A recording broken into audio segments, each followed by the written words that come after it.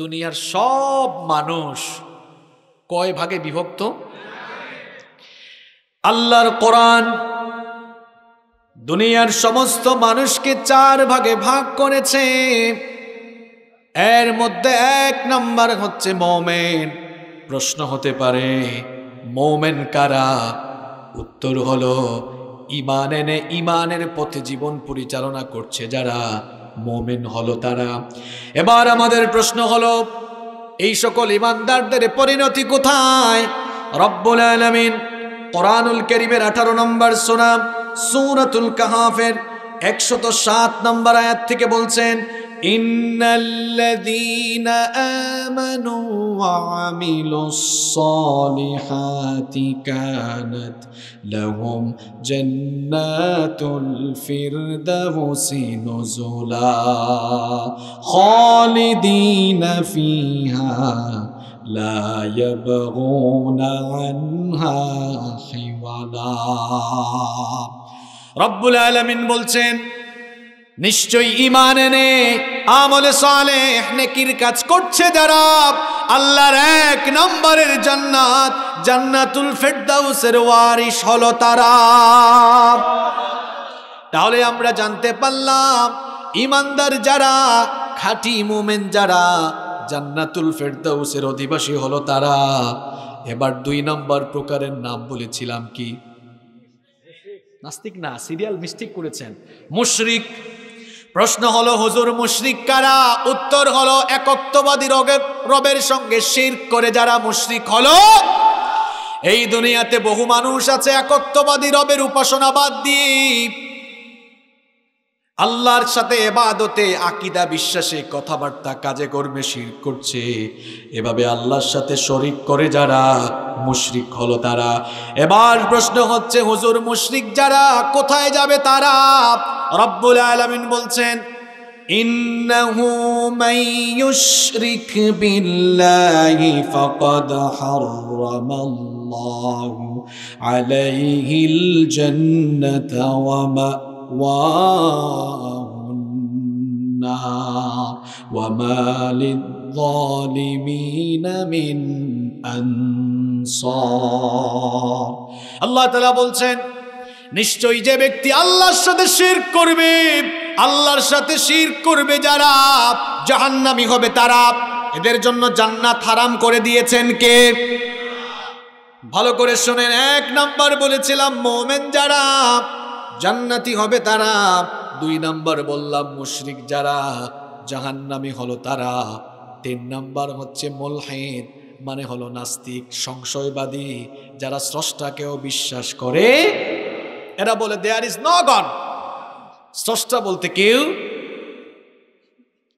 যে ব্যক্তি আল্লাহকেও চেনে না, এটা কি মানুষের জাত? এটা অমানুষের জাত, এটা মানুষের কোনো জাতও না। এটা আমি বলি নাই তো, আল্লাহ কোরআনে বলেছেন। আল্লাহ বলেছেন উলাইকা কাল, আলেমরা বলেন না উলাইকা কাল, আল্লাহ বলেছেন এগুলা মানুষের জাত না, এগুলা হচ্ছে চতুষ্পদ জানোয়ারের জাত। আল্লাহ বলেছেন শুধু তাই নয়, বাল হুম আদল, এরা আরো নিচের ক্যাটাগরি। তাহলে 3 নাম্বার হচ্ছে নাস্তিক, যারা আল্লাহকে বিশ্বাস করে না। আল্লাহকে চেনার জন্য এত দূরে যাওয়া লাগে না। আল্লাহকে চেনার জন্য নিজের বডির দিকে তাকালেই আল্লাহকে চেনার সুযোগ আছে না নাই? বেশি অন্য কোথাও যাওয়া লাগবে না, নিজের এই বডি স্ট্রাকচারের দিকে তাকান। বডি বাদ দেন, শুধু ঠোঁটের দিকে তাকান, ঠোঁট দিয়ে আল্লাহকে চিনতে পারবেন। দেখেন তামাম দুনিয়ার সকল মানুষের কথা বলার এলিমেন্টস বা যন্ত্রপাতি একরকম। কথা বলি কি দিয়ে আমরা? 2 ঠোঁট। কথা আমরা যে বলি জিহবা নাড়াইয়া, জিহবাকে কখনো দাঁতের সাথে লাগাই, কখনো তালুর সাথে লাগাই, কখনো 2 ঠোঁট নাড়াইয়া আমরা কথা বলি। এখন দেখেন তো, পৃথিবীতে 700 কোটি মানুষ আছে, কথা বলার যন্ত্রপাতি সবার একরকম না ভিন্ন রকম? ভাষাটা প্রকাশ হয় একরকম না ভিন্ন রকম? বাংলাদেশের মানুষ বলে কেমন আছেন, ব্রিটিশরা বলে হাউ আর ইউ, আর আরবরা বলে কাইফাল হাল। ঠোঁট, দাঁত, জিহবা সব একরকম, কথা বের হয় ভিন্ন রকম। পৃথিবীর কথা বাদ দেন, বাংলাদেশে আসেন না, আমি চট্টগ্রামে থাকি, চট্টগ্রামের লোকজন বলে অবাজি কেন আসো গমসনি। নোয়াখালীতে গেলে বলে ভালো আছেন কেন, আসছেন কেন, খাইছেন কেন, যাবেন কেন, কথার শেষে শুধু কেন কেন। এটা তাদের একটা আঞ্চলিকতা। আপনাদেরকে হাসানোর জন্য বলছিলাম, আঞ্চলিকতা নিয়ে কোরআনে আয়াত আছে তো, আমি আয়াত বলছি। আপনাদের বগুড়াতে আসলে বলে ক্যানকা আছো বারে, বলে না আপনারা? আমার বাড়ি সিলেটে, আমাদের সিলেটের ভাষা আবার অন্যরকম। আপনাকে গেলে বলবে কিতাব আইসা বালানি, আউকা বউকা খাউকা যাউকা। আউকা মানে আসেন, বউকা মানে বসেন, খাউকা মানে খান, যাউকা মানে যান। তো এই যে কথা বলার যন্ত্রপাতি এক, কিন্তু ভাষাটা। আল্লাহ কোরআনে বলছেন وَمِنْ آيَاتِهِ خَلْقُ السَّمَاوَاتِ وَالْأَرْضِ وَاخْتِلَافُ أَلْوَانِكُمْ وَأَلْسِنَتِكُمْ إِنَّ فِي ذَلِكَ لَآيَاتٍ لِلْعَالِمِينَ। আল্লাহ তাআলা বলছেন আসমান সমূহ আর জমিন সৃষ্টি আর তোমাদের ভাষা আর বর্ণের বৈচিত্র্যতার মধ্যে আমাকে চেনার নিদর্শন রয়েছে। দেখো না, এক পুরুষ আর এক নারী থেকে তোমাদেরকে সৃষ্টি করে জগৎ সংসারের বিস্তৃতি ঘটিয়েছি। এই যে এখানে পাবনার মানুষ আপনারা, আমি সিলেটের মানুষ, আমরা দুই বিভাগের মানুষ হলেও মৌলিকভাবে আমরা সবাই বেসিক্যালি এক পরিবারের সদস্য। আল্লাহ কোরআনে বলেছেন ইয়া আইয়ুহান নাসু ইন্না খালাকনাকুম মিন যাকারিন ওয়া উনসা ওয়া জাআলনাকুম শু'বান ওয়া ক্বাবাইলা লিতাআরাফু। আল্লাহ তাআলা বলছেন হ্যাঁ মানব জাতি, আমি তোমাদেরকে এক পুরুষ আর এক নারী থেকে সৃষ্টি করেছি। এরপরে আমি তোমাদেরকে বহু দেশে, বহু অঞ্চলে, বহু জাতি গোষ্ঠীতে আমি তোমাদেরকে ভাগ করে দিয়েছি। তোমাদের নিজেদের দিকে তাকাও, দেখো একজন সাদা আর একজন কালা, কেউ লম্বা কেউ খাটো, এগুলো দিয়ে আমার কাছে মর্যাদাবান হওয়া যায় না। ইন্না আকরামাকুম ইনদাল্লাহি আতকাকুম, তোমাদের অন্তরে যার তাকওয়া যত বেশি তার কাছে আমার দাম তত বেশি। আল্লাহ বলছেন নিজেদের দিকে তাকাও, এই কারিগরি নৈপুণ্য কি তুমি দেখো না? হ্যাঁ, এক একজন এক এক ভাষায় কথা বলে, বহু জাতি গোষ্ঠীতে বিভক্ত করে দিয়েছি, ভাষা এক নয়, বর্ণ এক নয়। এই কারিগরি নৈপুণ্যের ভেতরেই তুমি তোমার রবকে খুঁজে পাবে। আল্লাহু আকবার। যারা সংশয়বাদী, যারা স্রষ্টায় বিশ্বাস করে না, এজন্য আল্লাহ বলেছেন এরা নিজের মনুষ্যত্ববোধ, মানুষের চেহারার দিকে তাকিয়েছে, তার কারিগরকে চিনল না। এটা মানুষের কোনো জাতও না। তাহলে আল্লাহর কিতাব কোরআনের ভাষায় মানুষ হলো কয় প্রকার? বলছি কয় প্রকারের কথা। এক নাম্বার, আপনাদেরকে দিয়ে বলাবো, বলেন এক নাম্বার, আরো জোরে এক নাম্বার, যাবে কোথায়? দুই নাম্বার, যাবে কোথায়? তিন নাম্বার, যাবে কোথায়? বাকি আছে কয়টা? চার নাম্বার হচ্ছে মুনাফিক। এবার প্রশ্ন হলো হুজুর মুনাফিক কারা? কেউ যদি আমাকে প্রশ্ন করে হুজুর হিন্দু দেখবো, কোথায় যাব?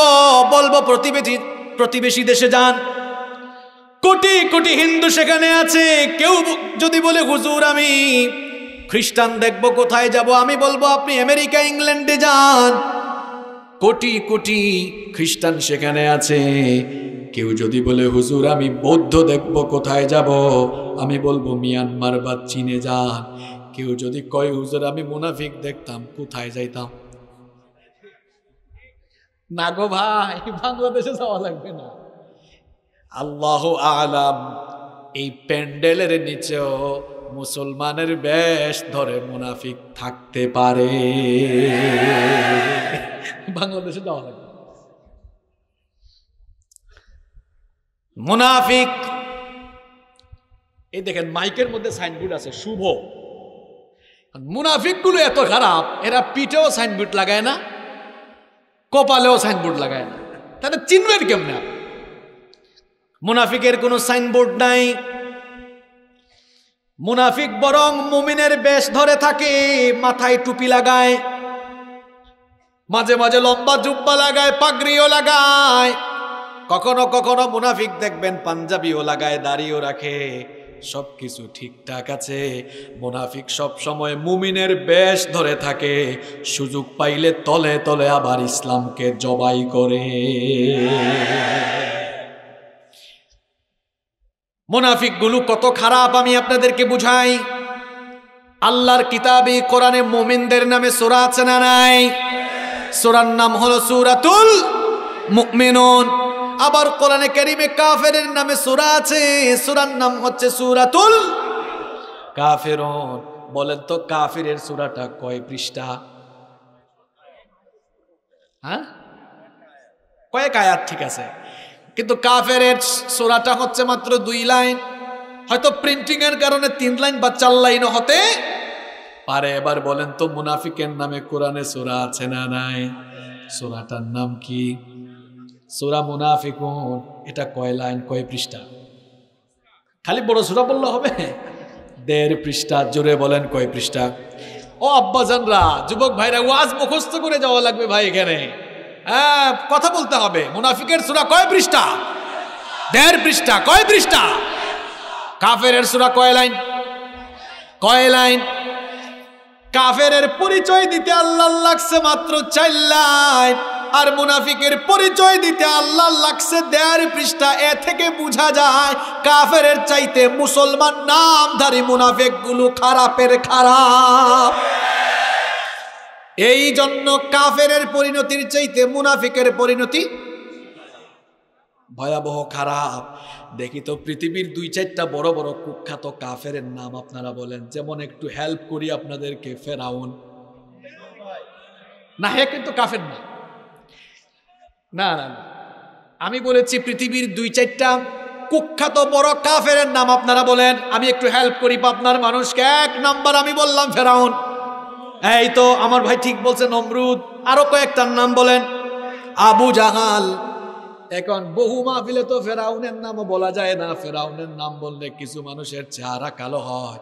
ফেরাউনের নাম বললে যার চেহারা কালো হয় আমার কেন জানি সন্দেহ হয় ফেরাউনের চরিত্রের সাথে তার চরিত্র কমন পড়ছে কিনা। ঝালাই পাচ্ছি না। 2-4টা কাফেরের নাম বলি আমরা। ফেরাউন, নমরুদ, আবু জাহাল, আবু লাহাব, উতবা, সাইবা। এগুলা ছোট কাফের না বড় কাফের? হ্যাঁ, কাফেরের লিডার। এই কাফের গুলা জাহান্নামে যাবে।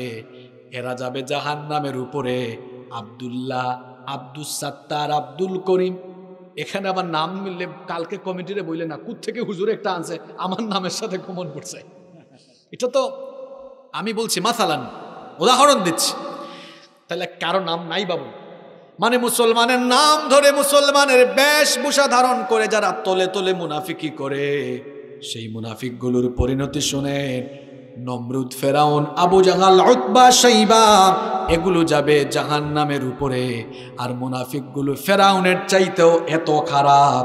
আল্লাহ বলেছেন, ইন্নাল মুনাফিকিনা ফিদ দারকিল আসফালি মিনান নারি ওয়া লান তাজিদা লাহুম নাসীরা। আল্লাহ বলছেন মুনাফিকগুলো এত খারাপ, ফেরাউন তার মতো কুখ্যাত কাফের যাবে জাহান্নামের উপরে, আর মুসলমান নামধারী বেশভূষা ধারণকারী মুনাফিক যাবে ফেরাউনের নিচের তলার জাহান্নামে। বুঝে থাকলে বলেন তো ফেরাউন, বুঝে থাকলে বলেন তো তুলনামূলকভাবে কাফেরের চাইতে মুনাফিক ভালো না খারাপ? আর একটু জোরে বলেন। তাহলে মুনাফিকের ভাইরাসটা ভালো না খারাপ? মুনাফিকের এই ভাইরাসটা বড় জঘন্য ভাইরাস। মুনাফিকের এই ভাইরাসটা বড় খারাপ ভাইরাস। এই ভাইরাস নিয়ে দুনিয়া থেকে গেলে বিনা হিসাবে জাহান্নামে যাওয়া লাগবে। ক্যান্সারে আক্রান্ত হয়ে কেউ যদি মরে যায়, করোনায় আক্রান্ত হয়ে কেউ যদি মরে যায়, সে জাহান্নামে যাবে। এমন কথা কি কেউ কখনো বলতে পারবে নাকি? কিন্তু মুনাফিকির ভাইরাসটা করোনা ভাইরাসের চেয়েও আরো খারাপ। আল্লাহ বলেছেন বাশশিরিল মুনাফিকিনা বিআন্না লাহুম আযাবান আলীমা। আল্লাহ বলেছেন মুনাফিকির ভাইরাস নিয়ে দুনিয়া থেকে যাবে যারা, জাহান্নামের কঠিন আযাবের সুসংবাদ পাবে তারা। তাহলে বোঝা গেল কাফেরের চাইতে মুনাফিক ভালো না খারাপ? আরো জোরে বলেন। এই জন্য আল্লাহর নবীর সাহাবীরা মুনাফিকির ভাইরাস থেকে কতটা পেরেশানিতে থাকতেন, নিজেদেরকে মুনাফিকি থেকে বাঁচানোর জন্য কতটা তৎপর থাকতেন শোনেন। ওমর রাদিয়াল্লাহু আনহুর নাম আমরা জানি কি জানি না? ওমর রাদিয়াল্লাহু আনহু তার খেলাফতকালে যখন কারো জানাজা আসতো, কারো লাশ আসতো, তিনি বলতেন দেখো জানাজায় আমার ভাই আবু হুযায়ফা ইবনুল ইয়ামান এসেছে কিনা। কারণ আবু হুযায়ফা ইবনুল ইয়ামান রাদিয়াল্লাহু আনহুকে সাহিবু সিররুন নবী, নবীজির গোপন কথার ভান্ডার বলা হতো। নবীজি সব গোপন গোপন কথা আবু হুযায়ফা ইবনুল ইয়ামান রাদিয়াল্লাহু আনহুকে বলেছেন। এই জন্য ওমর রাদিয়াল্লাহু আনহু বলতেন দেখো আমার ভাই আবু হুযায়ফা ইবনুল ইয়ামান জানাজায় আসছে কিনা। কারণ মদিনার সবগুলো মুনাফিকের নাম নবীজি আবু হুযায়ফা ইবনুল ইয়ামানকে বলেছেন। মুনাফিক হইলে তিনি জানাজায় আসবেন না, মুনাফিক না হলে তিনি জানাজায় আসবেন। কারণ মুনাফিকের জানাজায় কখনো মুমিন যেতে পারে না, নিষেধ করেছেন কে? আসতে বলবেন না, জোরে বলেন কে? একদিন ওমর রাদিয়াল্লাহু আনহু, যেই ওমর দুনিয়ায় থেকে জান্নাতের সার্টিফিকেট নিয়ে বিদায় হয়েছেন, সেই ওমর ইবনুল খাত্তাব রাদিয়াল্লাহু আনহু একদিন আবু হুযায়ফা ইবনুল ইয়ামান রাদিয়াল্লাহু আনহুর কাছে গেলেন, গিয়ে বললেন ভাই কোনদিন তোমাকে এই প্রশ্নটা করি নাই, আজ আমি তোমাকে এই প্রশ্নটা করতে চাই, দয়া করে জবাব দিও। আবু হুযায়ফা ইবনুল ইয়ামান বললেন কি প্রশ্ন করতে চান আমিরুল মুমিনিন? চিন্তা ভাবনা না করে আপনি আমাকে বলে ফেলেন। তখন ওমর রাদিয়াল্লাহু আনহু বললেন ভাই এমন প্রশ্ন করব, নবীজি যদি উত্তর দিতে তোমাকে মানাও করে থাকেন একটু আকারে ইঙ্গিতে হইল আমারে বুঝাইয়া দিও। তখন আবু হুযায়ফা ইবনুল ইয়ামান রাদিয়াল্লাহু আনহু বললেন নির্দ্বিধায় আপনি প্রশ্ন করেন। ওমর রাদিয়াল্লাহু আনহু তখন বললেন ভাই আমি তো জানি নবীজি তোমাকে সব গোপন গোপন কথা বলে গিয়েছেন, আমি জানি নবীজি তোমাকে মদিনার সব মুনাফিকের নাম বলে গিয়েছেন, কেন জানি আমার সন্দেহ হয় ওই লিস্টের ভিতরে আমি ওমরের নামটা ঢুকে গেল কিনা, দয়া করে বলো ওই খাতায় আমার নাম আছে কিনা। এই প্রশ্ন শোনা মাত্র আবু হুযায়ফা ইবনুল ইয়ামান রাদিয়াল্লাহু আনহু চোখের পানি ছেড়ে দিলেন। তিনি বললেন আমিরুল মুমিনিন কি করে আপনার নাম এই খাতায় থাকতে পারে? কারণ নবীজি আপনার ব্যাপারে বলেছেন লা নাবিয়্যা ওয়ালা রাসূলা মিন বাদি, আমার পরে কোনো নবী আসবে না, কোনো রাসূলও আসবে না। লাউ কানা নাবিয়্যাম মিন বাদি লাকানা উমর, আমার পরে কেউ যদি নবী হতো আমার ওমর আমার পরে নবী হয়ে যেত। আল্লাহু আকবার। যেখানে নবীর পরে নবী আসলে আপনি নবী হওয়ার কথা, কেমনে আপনার নামটা মুনাফিকির খাতায় থাকবে? ওমর রাদিয়াল্লাহু আনহু বললেন যাক ভাই নিশ্চিন্ত হলাম, যদি ওই খাতায় নামটা থাকতো এখনো তো সুযোগ ছিল তওবা করে ভালো হওয়ার, কারণ আমি তো মুনাফিকি করে নিজেকে জাহান্নামে নিতে পারবো না। খালি সুবহানাল্লাহ পড়ে বাড়ি গেলে চলবে না, চিন্তা করতে হবে ওমরের মতো লোক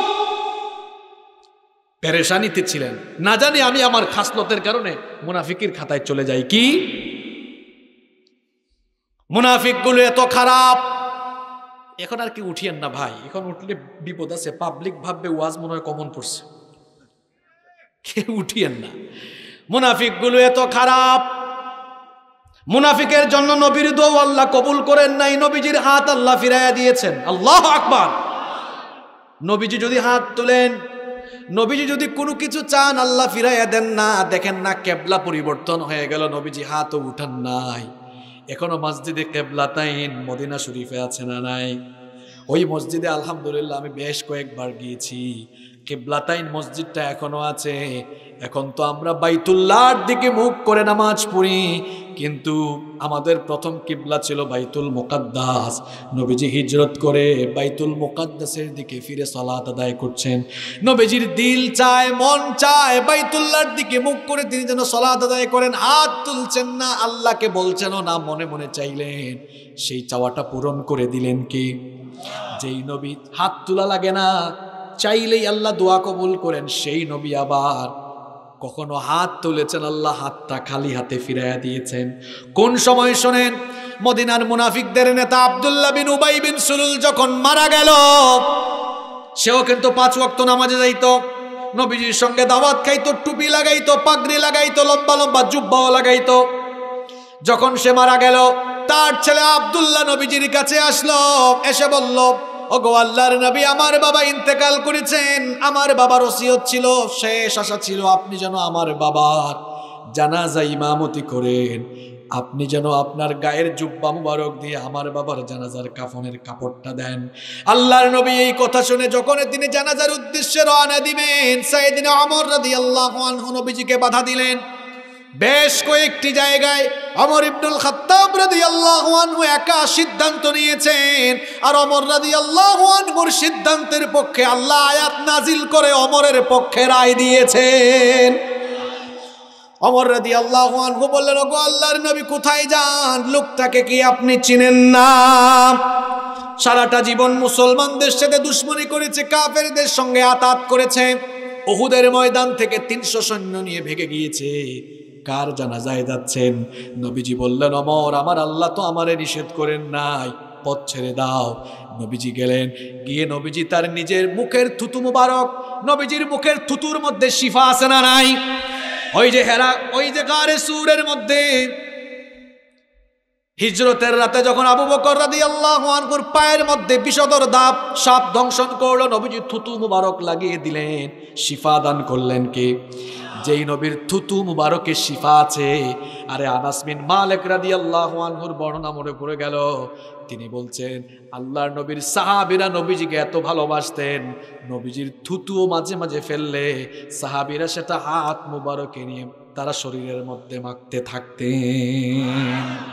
এবার শোনেন, সেই নবী ওই মুনাফিকের মরদেহর মধ্যে, মরা লাশের মধ্যে নবীজি তার নিজের থুতু মুবারক লাগিয়ে দিলেন।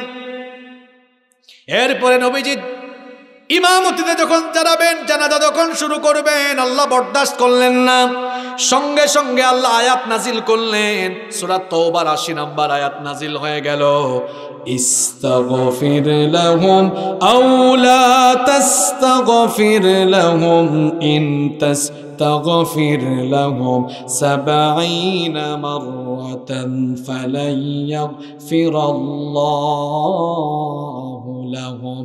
আল্লাহ বললেন, ও নবী, নবী হয়েও এই মুনাফিকের জন্য একবার নয় 70 বার যদি আপনি তার জন্য আমার কাছে মাফ চান, আমার সিদ্ধান্ত হলো এই ধরনের টাটকা মুনাফিকরে আমি আল্লাহ মাফ করব না।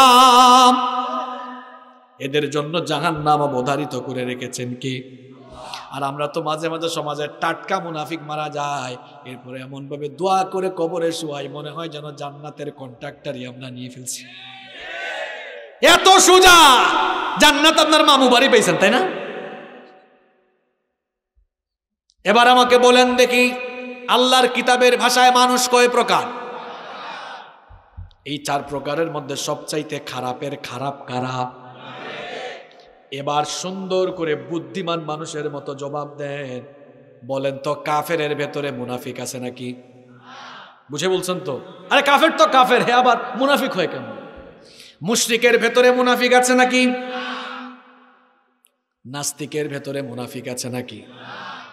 তাহলে যে শ্রেণীর ভেতরে মুনাফিক আছে সেই শ্রেণীর নাম কি? যেহেতু মুসলমান ছাড়া কারো মধ্যে মুনাফিক নাই, তার মানে আমাদের মতো মুসলমানরা মুনাফিকের ভাইরাস থেকে বাঁচার দরকার আছে না? না। এবার প্রশ্ন, হুজুর মুনাফিক কে? তাহলে মুনাফিক কে এখন সেটা বলবে আল্লাহর কিতাব কোরআন। মুনাফিকের কিছু খাসলত আছে, খাসলতগুলো কোরআনের ভেতরে বলেছেন কি, আবার ব্যাখ্যায় হাদিসের মধ্যে ইরশাদ করেছেন আবার মুহাম্মদ সাল্লাল্লাহু। আমি আজকে কোরআন হাদিস থেকে মুনাফিকের বেশ কিছু খাসলত তুলে ধরব। যদি কোনো খাসলত মিলে যায়, কমিটিরে বলবে এটা কোন জাতের হুজুর আনছো, গালিগালাজ করবেন। আমি বলছি প্রথমে, যদি কোনো একটা খাসলত আমার সাথে মিলে, আমি সংশোধন হব, আমি তওবা করব ইনশাআল্লাহ। আপনার সাথে মিললে আপনিও কি করবেন?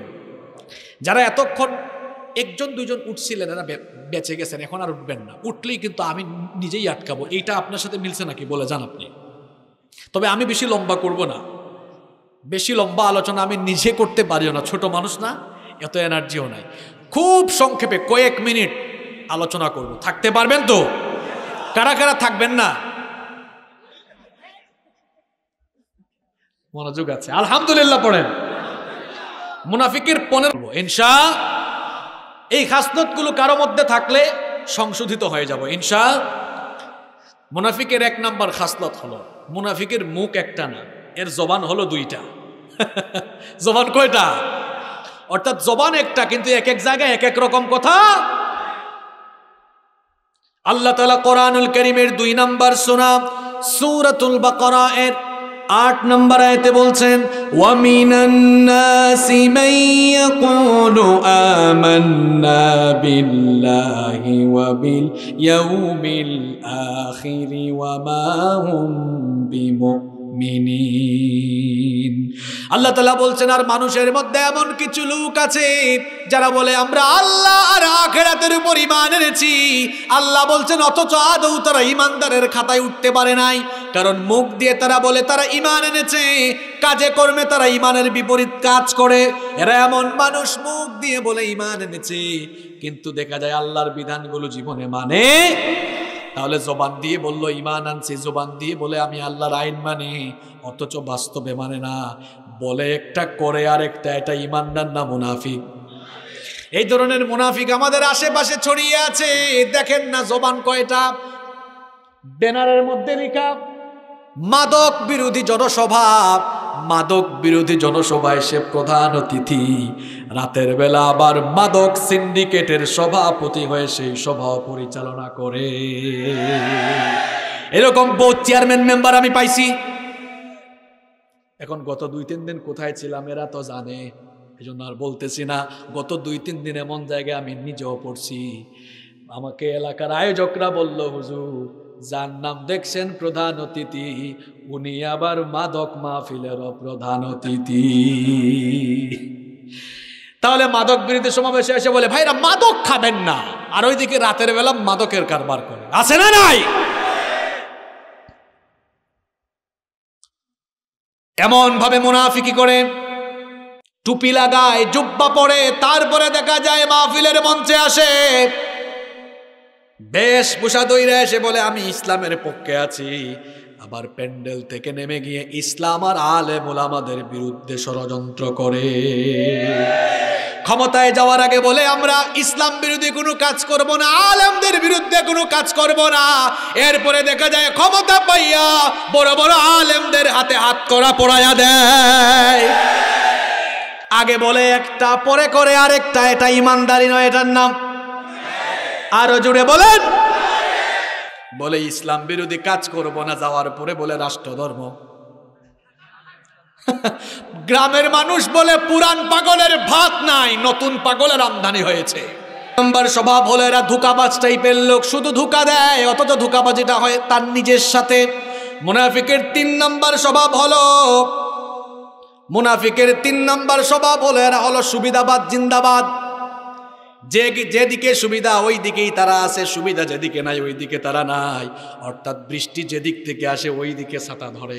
দেখবেন বর্ষাকালে কখনো কখনো সোজা বৃষ্টি নামে, মাঝে মাঝে এলোপাতারি বৃষ্টি। যখন এলোপাতারি বৃষ্টি আছে ডান দিক থেকে হলে তখন ছাতাকে আমরা সোজা ধরি না, ডান দিকে ধরি। যখন বাম দিক থেকে আসে ছাতাকে আমরা কোন দিকে ধরি? মুনাফিক গুলো হলো এমন, যেদিকে বৃষ্টি সেদিকে ছাতা ধরে, যেদিকে মধু পায় সেদিকে দৌড়ায়।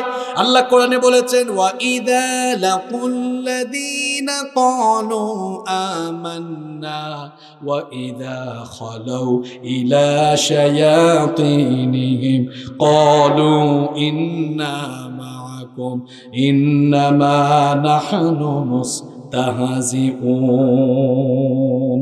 আল্লাহ তাআলা বলছেন এরা যখন ইমানদারদের সামনে আসে তারা বলে আমরা আপনাদের লোক। মসজিদে এসে বলবে আমরা খাঁটি ইমানদার। দেখেন না কত কিছু বলে, আমরা বুখারী মুসলিম সব কিছু পড়ে ফেলছি। আবার যখন মন্দিরে যায় তখন বলে কি যে বলে সবই তো আপনারা জানেন। যখন সেখানে যায় গিয়ে বলে ধর্ম যার যার উৎসব সবার। বলেন তো এটা যৌক্তিক কথা না অযৌক্তিক কথা? পুকুর আপনার মাছ সবার, মানবে কেউ? কেউ যদি বলে দোকান আমার পণ্য সবার, এটা কি মানবে নাকি? দোকানদার ঝাড়ু নিয়ে দাঁড়াবে, কবে আয়। দোকান যার, পণ্য তার, পুকুর যার, মাছও তার, ধর্ম যার, উৎসব হলো তার। দেখছেন নি কারবার? ওই যে বলছিলাম সুবিধাবাদী লোক, এদেরকে হাতে রাখার জন্য এদের দিকে গিয়ে সুবিধাবাদী কথা বলে, আবার দেখবেন মাহফিলে এসে মসজিদে এসে এই দিকে সুবিধা নিয়ে কথা বলে, আছে না নাই? এই শ্রেণীর লোক যারা মুনাফিক হলো নাম্বার 4, 4 নাম্বার হলো মুনাফিক যারা লোক দেখানো কাজ করে। রব্বুল আলামিন বলছেন ইন্নাল মুনাফিকিনা ইউখাদিউনাল্লাহা ওয়া হুয়া খাদিউহুম ওয়া ইযা ক্বামু ইলাস সালাতি ক্বামু কুসালা ইউরাউনান নাসা ওয়া লা ইয়াযকুরুনাল্লাহা ইল্লা কালিলা। আল্লাহ তাআলা বলছেন নিশ্চয়ই মুনাফিকরা আল্লাহকে ধোঁকা দিতে চায় আর তারা মানুষ দেখানো কাজ করে। এরা যখন নামাজে দাঁড়ায়, মানুষ দেখাবার জন্য নামাজে দাঁড়ায়, আল্লাহকে তারা নামাজে খুব কম স্মরণ করে। এই ধরনের নামাজে দেখবেন নির্বাচন আসলে বাড়ে, দেখবেন সারা বছর তারা পাঞ্জাবি টুপি লাগায় না, নির্বাচন আসলে কারো চরিত্রের সাথে মিললে ভাই রাগ করেন না, পাঞ্জাবি টুপি লাগাই ফেলে, তারপরে ওইটা আপনি লাগানো কোনো অসুবিধা নাই। কিন্তু সিজনাল কোনো সিজনে এরকম ভাব বদলানো যাবে। মানুষ দেখাবার জন্য নামাজ পড়ে, দেখা যায় এক ওয়াক্তের নামাজ মাঝে মাঝে তখন 2বার 3বারও পড়ে। কেমনে 2বার 3বার পড়ে জানেন?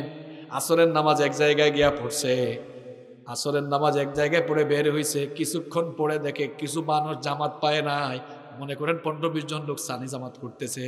কর্মীদেরকে বলে চল এখানে আরেক দফা পড়ি। তখন কর্মীরা কয় একটু আগে না স্যার বললেন, কয় অসুবিধা নাই, এখন ফজিলতের টাইম, আরেকবার পড়লে আরো কিছু ভাইদের সাথে এই উদ্দেশ্যে মোলাকাত করব। এই যে নামাজ পড়লো আল্লাহরে খুশি করার জন্য না মানুষ দেখাবার জন্য? বলেন তো সমাজে এই ধরনের লোক আছে না নাই?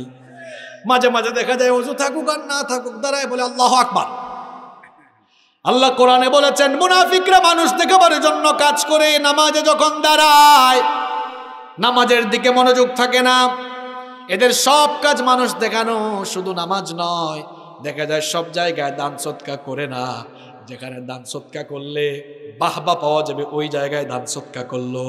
এই যে দান সদকাটা করলো মানুষকে দেখাবার জন্য করলো না, আল্লাহরে খুশি করার জন্য করলো। এটা শুধু দান সদকা নয়, যে কোনো কাজ হতে পারে, রিয়ার যে কোনো কাজ হতে পারে। যদি কোনো কাজ কেউ মানুষ দেখাবার জন্য করে, বোঝা যাবে ওইটা হচ্ছে মুনাফিকের কাজ, ওটা মুমিনের কাজ হতে পারে। কারণ একজন মুমিনের নামাজ, রোজা, জীবন মৃত্যুর সব কিছু কার জন্য?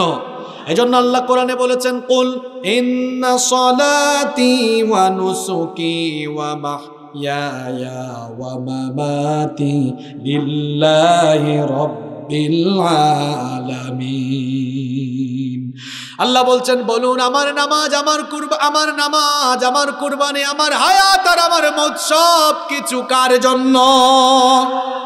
আমরা সব কাজ করব কার জন্য? কষ্ট হচ্ছে?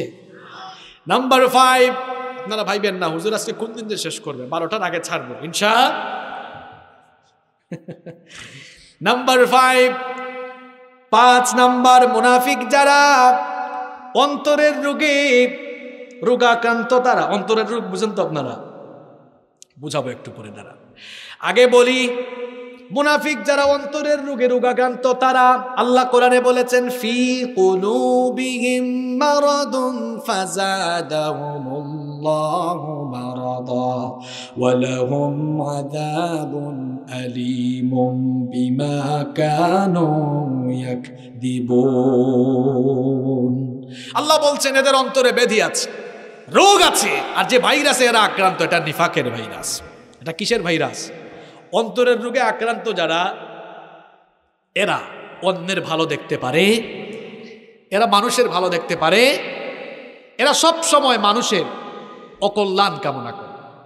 কেউ যদি একটু ভালো কাজ করে তার এটা ভালো লাগে না, কেউ যদি সুন্দর কোনো কাজ করে সেটাকে কুৎসিত বানায়। আপনাদের কথা কি বলতাম, আমরা হুজুররাও এখন এই কাজে লিপ্ত হয়ে গেছি।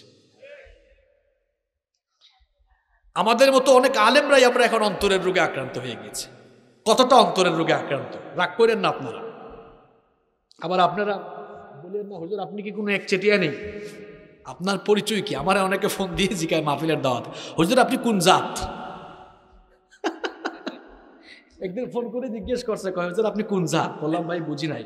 কয় আমাদের দেশে তো অনেক কিছু আছে, কৌমি, আলিয়া, তারপরে হেফাজত, চরমুনাই, জামাত, গরম সুন্নি, ঠান্ডা সুন্নি, আহলে হাদিস, কত কিছু আছে। আমি বললাম ভাই আমি কোনোটাই না। একটু ঘাপলায় পড়ছে, এইটা আবার কোন জাতের হুজুর? কোনোটাই না, মনে হয় নতুন কিছু বানাইছে। কয় হুজুর তাহলে আপনি কোন জাত? নতুন কোনো জাত নাকি? বললাম না আমি তো ১৫০০ বছর আগের জাত। কয় সেটা কি? আমি বললাম আমার পরিচয় তো আমি মুসলমান, আমার পরিচয় কি? নিজেরা আমরা ঠেলাঠেলি করলে এটার পরিণতি কি ভালো হবে?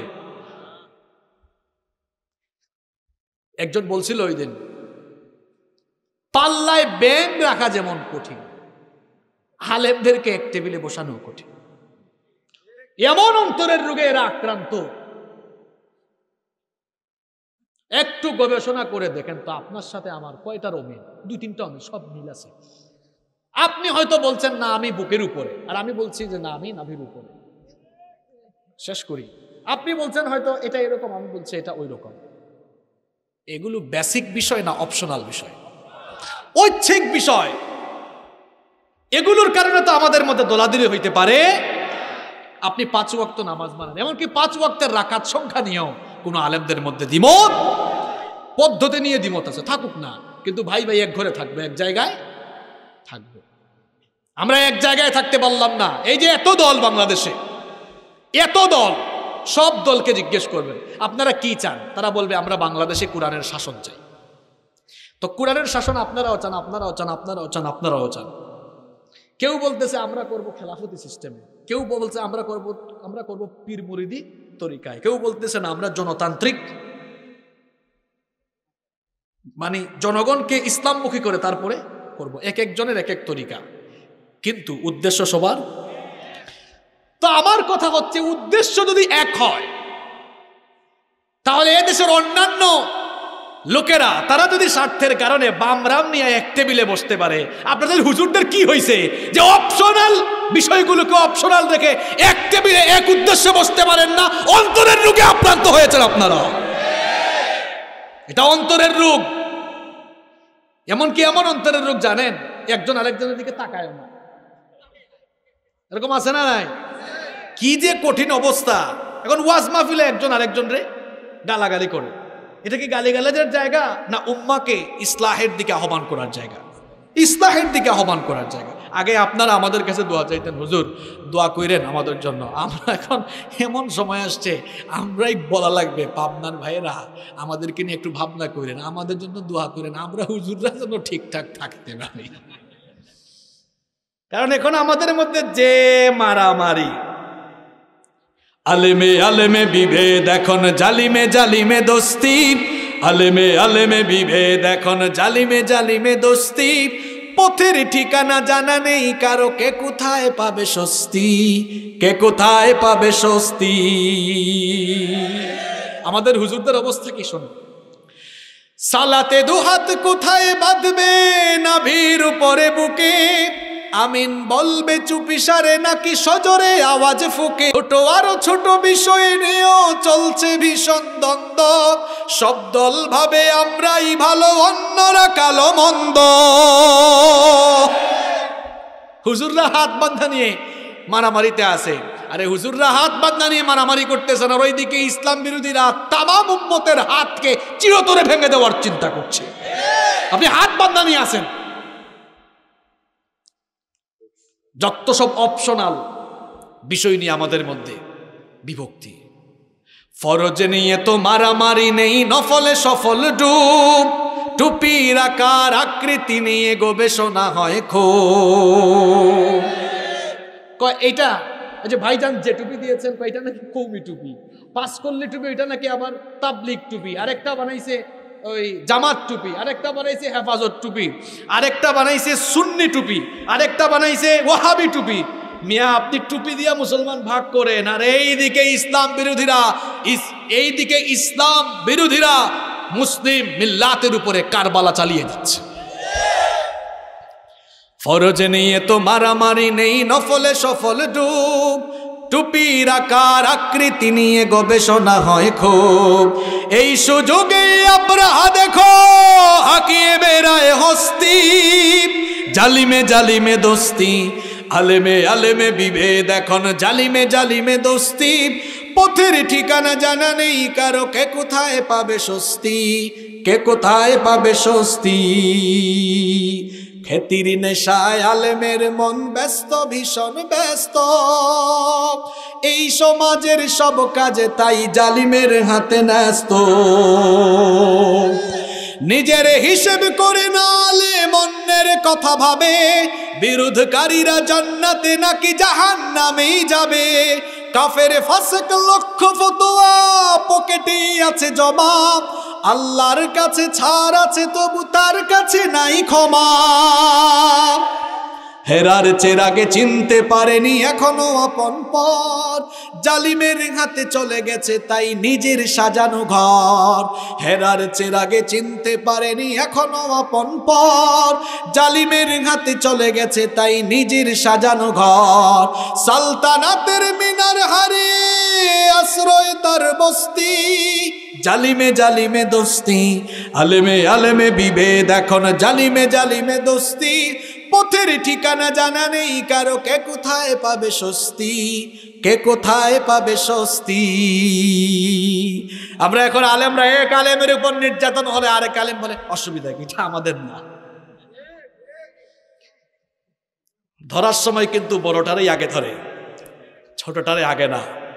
এই জন্য আমি আসাম মনে রাখবেন, আপনার জাতি ভাই, আপনার এক ভাই আলেমকে নিপীড়ন চালানো হচ্ছে, আপনি চুপ আছেন ভাবছেন আপনি ছাড় পাবেন, মনে রাখিয়েন পরের সিরিয়ালটা কিন্তু আপনার।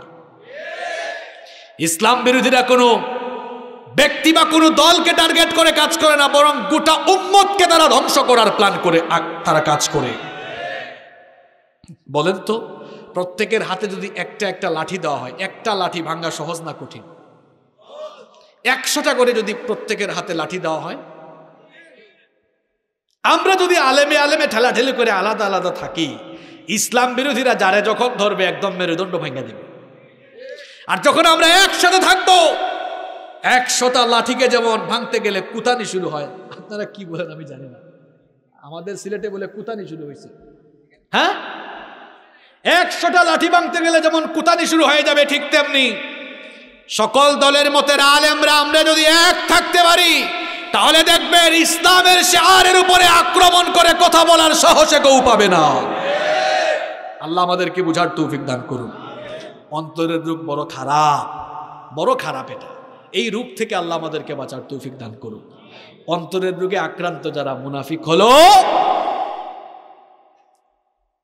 এরপরে নাম্বার 6, মুনাফিক যারা এই দুনিয়াতে সন্ত্রাস সৃষ্টিকারী, তারা বিশৃঙ্খলা, সৃষ্টিকারী লোক হলো তারা। আল্লাহ তাআলা কোরআনে কারীমে সূরা বাকারার 11 নম্বর আয়াত থেকে বলছেন, ওয়া ইযা কিলা লাহুম লা তুফসিদু ফিল আরদি ক্বালু ইন্নামা নাহনু মুসলিহুন আলা ইন্নাহুম হুমুল মুফসিদুনা ওয়ালাকিন লা ইয়াশউরুন। আল্লাহ তাআলা বলছেন, আর যখন তাদেরকে বলা হয় ফাসাদ সৃষ্টি করো না, তখন তারা বলে আমরা তো সংস্কারপন্থী মানুষ। ইন্নামা নাহনু মুসলিহুন, আমরা সংস্কারপন্থী, আমরা ফাসাদ সৃষ্টিকারী। এমন ভাবে ফাসাদ সৃষ্টি করে, সুযোগ যখন পায়, যদি তারা হাতে সুযোগ পায় এমন ভাবে ফাসাদ লাগায়, ভালো ভালো জায়গায় ফাসাদ লাগিয়ে রাখবে, সুন্দর জিনিসকে অসুন্দর বানিয়ে ফেলবে, সচল জিনিসকে তারা অচল বানিয়ে ফেলবে। দেখা যায় কোনো জিনিস ভালো চলতেছে, সেখানে সেটা হাতে নিয়ে সেটারে খারাপ বানাবে, বলবে আমরা একটু সংস্কার করব, আসলে তো সংস্কার না, ওইটারে খাইয়া দেয়। আকলমান লোকদেরকে ইশারা দিলে চলে, সব কথা তো বলা যাবে না, বুঝে নেন।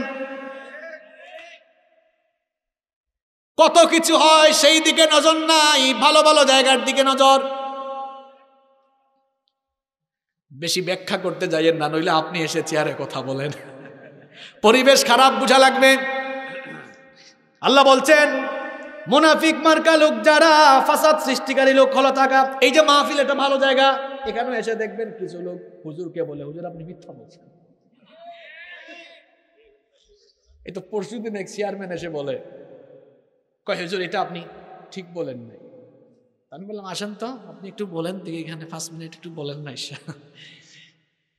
এই সকল লোকেরা বক্তব্য দিতে গেলেই দেখবেন 5-10 মিনিট পরে আর কথা থাকে। কোরআন হাদিস থেকে আলেমরা কথা বলে এসে বাধা দেয়, এরকম আছে? পাবনায় নাই, পাবনার এরকম রেকর্ড আমি শুনি নাই। তবে আপনাদের এক উপজেলায় এরকম গতবার একবার হয়েছিল, আমার মাহফিলে, দেখছেন মনে হয় আপনারা না? অনেকে হুজুরদেরকে এসে বলবে, হুজুর রাজনৈতিক কথা বলবেন না আপনারা, অথচ হে হুজুরের আগে একটু চান্স নেয়। কথা বুঝেন না? আমার হুজুরের আগে বক্তব্যের চান্স নিয়ে সে ওখানে কি বলে? আলেমরা রাজনীতির কথা বলেন না, আলেমরা কোরআনের কথা বলেন। এখন কোরআনের কথা বলার পরে কোরআন সুদের পক্ষে না সুদের বিপক্ষে? এখন সুদের কথা বললে সুদখুরের কমন পড়বে, ঘুষের কথা বললে ঘুষখুরের সাথে কমন পড়বে, চুরির কথা বললে চোরের সাথে কমন পড়বে, টেন্ডারবাজির কথা বললে টেন্ডারবাজের সাথে কমন পড়বে, চাঁদাবাজির কথা বললে চাঁদাবাজের সাথে কমন পড়বে। সুতরাং কাউকে তোয়াক্কা করে হক কথা বন্ধ করা যাবে না।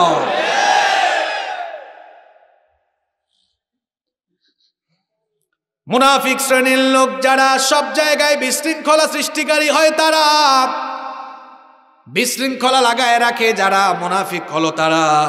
7 নম্বর হলো মুনাফিক যারা মিথ্যা বলে। এতক্ষণ ওয়াজ শুনছেন এক লাইনে, এবার শুনেন আরেক লাইনে। বলেন তো মুনাফিকের স্বভাব কি? সত্য বলা না মিথ্যা বলা? আল্লাহ সূরা মুনাফিকুন শুরু করেছেন এই আয়াত দিয়ে। আল্লাহ বলছেন, ইযা জাআকাল মুনাফিকুনা ক্বালু নাশহাদু ইন্নাকা লারাসূলুল্লাহ ওয়াল্লাহু ইয়ালামু ইন্নাকা লারাসূলুহু ইন্নাল মুনাফিকিনা লাকাযিবুন। আল্লাহ বলছেন, ও নবী, যখন মুনাফিকরা আপনার কাছে আসে, তারা বলে আমরা সাক্ষ্য দিচ্ছি আপনি আল্লাহর রাসূল। আপনি বলে দেন আল্লাহই সাক্ষ্য দিচ্ছেন আপনি আল্লাহর রাসূল। তাদেরকে বলেন, আল্লাহ বলছেন ইন্নাল মুনাফিকিনা লাকাযিবুন, মুনাফিকরা সত্য বলে না। মুনাফিক যারা মিথ্যাবাদী হলো। আগে বলেছিলাম মুনাফিক হিন্দুর ভেতরে নাই, খ্রিস্টানের ভেতরে নাই, বৌদ্ধের ভেতরে নাই, মুশরিকের ভেতরে নাই। মুনাফিক আছে কোন শ্রেণীর ভেতরে? তাহলে মুসলমান যারা, মুসলমানদের মধ্যে মিথ্যা বলে যারা, মুনাফিক হলো। আমরা মিথ্যা বলি না। কেমনে মিথ্যা বলে দেখেন, ফোন আসছে, আসে সে বাড়িতে, বন্ধু ফোন দিছে, কিরে তুই কোথায়? আসে সে বাড়িতে, কয় আমি ঈশ্বর দিতে। আসে ঈশ্বর দিতে, কয় আমি রাজশাহীতে। আছে না নাই? কথায় কথায় মিথ্যা বলতেছে। এক বন্ধু ডবল ডেকার বাসে উঠছে, ডবল ডেকার বাস আছে না, 2তলা বাস, ডবল ডেকার বাসে জীবনে প্রথম উঠছে, উপরের তলায় উঠার পরে দেখতেছে হাওয়াটা একটু বিমানের মতোই লাগে, মানে ভাবটা একটু বিমান। দোস্ত একটা ফোন দিছে, কয় কিরে দোস্ত তুই কোথায়? কয় আমি বিমানে। এখন যে দোস্ত ফোন দিছে হে আবার আগে বিমান চড়ছে, কয় দোস্ত আমি তো বিমান বহুবার চড়ছি, বিমানে তো নেটওয়ার্ক থাকে না, তুই নেটওয়ার্ক পাইলে কেমনি? খাইছে নি ধরা? আসলে মিথ্যা বললে বেশিরভাগ সময়ে ধরা পড়তে হয়। এই যে আপনারা হাসতেছেন, আমরা কিন্তু মাঝে মাঝে আমাদের বাচ্চাদের সামনেও মিথ্যা বলে ফেলি। এক বাপ ঘরের ভিতরে ঢুকে দেখছে তার ছেলে খাতায় কি জানে লিখতেছে, খাতা হাতে নিয়ে কয় বাবা তোমার হাতের লেখা তো সুন্দর না, আমি তোমার বাপ, আমার লেখা এত সুন্দর, তোমার লেখা এমন হইলো কেন? খাতাটা হাতে নিয়ে বললো আমি একটু 2 লাইন লিখে নেই, আমার হ্যান্ড রাইটিং ফলো করে তুমি চেষ্টা করো, আমার মতো লেখার চেষ্টা করো। বাবা লিখেছে সত্য মানুষকে মুক্তি দেয়, মিথ্যা মানুষকে ধ্বংস করে। ভালো লিখে লিখছে না? কয় নাও ফলো করো, এবার লিখতে থাকো। ছেলে লিখতেছে বসে বসে, কিছুক্ষণ পর দরজায় কলিং বেল। আসছে পাশের বাড়ির আব্দুল সালাম ভাই, টাকা পাইতো 20,000। কত হাজার? দরজার ফাঁক দিয়ে দেখছে রে তো আব্দুল সালাম ভাই না আসছে। ছেলেকে এসে বলতেছে বাবা তুমি দরজা খুলো, দরজা খুলে আস্তে করে বলবা আব্বু বাসায় নাই। কারণ বাপ যদি এত পাকনা হয়, পাকনার ঘরে হবেও তো আর একটা পাকনা। তো সে বলতেছে আব্বাজান খাতার মধ্যে এইটা কি? আপনি তো লিখছেন সত্য মানুষকে মুক্তি দেয়, মিথ্যা মানুষকে। খাতা হাত থেকে টান দিয়েছে, রাখ খাতার লেখা খাতায় থাকুক, এখন তুই এটা বলে আগে আমার নাজাত দে। এই যে আমরা মিথ্যা বললাম, মিথ্যা বলার কুফল হলো 2টা। জুড়ে বলেন কয়টা? 1 নম্বরে মিথ্যা বলে যারা শয়তানের বন্ধু হয় তারা। মিথ্যা যারা বলে, নবীজি বলেছেন যখন একজন মানুষ মিথ্যা বলে তার মিথ্যা কথার দুর্গন্ধে শয়তান তার কাছ, সে যখন মিথ্যা বলে মিথ্যা কথার দুর্গন্ধে রহমতের ফেরেশতা তার কাছ থেকে দূরে চলে যায়। তাহলে যার সাথে ফেরেশতা থাকে না তার সাথে থাকে কে? তাহলে মিথ্যাবাদী যারা কার বন্ধু তারা? আরো জুড়ে বলেন। তাহলে মিথ্যা বলার 1 নম্বর কুফল হলো মিথ্যা বললে মানুষ শয়তানের বন্ধু হয়। আমরা শয়তানের বন্ধু হব না, আল্লাহ আর তার রাসূলের বন্ধু হব। তাহলে মিথ্যা ছাড়তে হবে, সত্য ধরতে। নবীজি বলেছেন ইয়াকুম ওয়াল কিদ, মিথ্যা বলো না, সাবধান হও। ফা ইন্নাল কিযবা ইয়াহদি ইলাল ফুজুর ওয়া ইন্নাল ফুজুরা ইয়াহদি ইলান নার। মিথ্যা মানুষকে পাপাচারের দিকে ধাবিত করে, পাপাচার মানুষকে জাহান্নামের দিকে ধাবিত করে।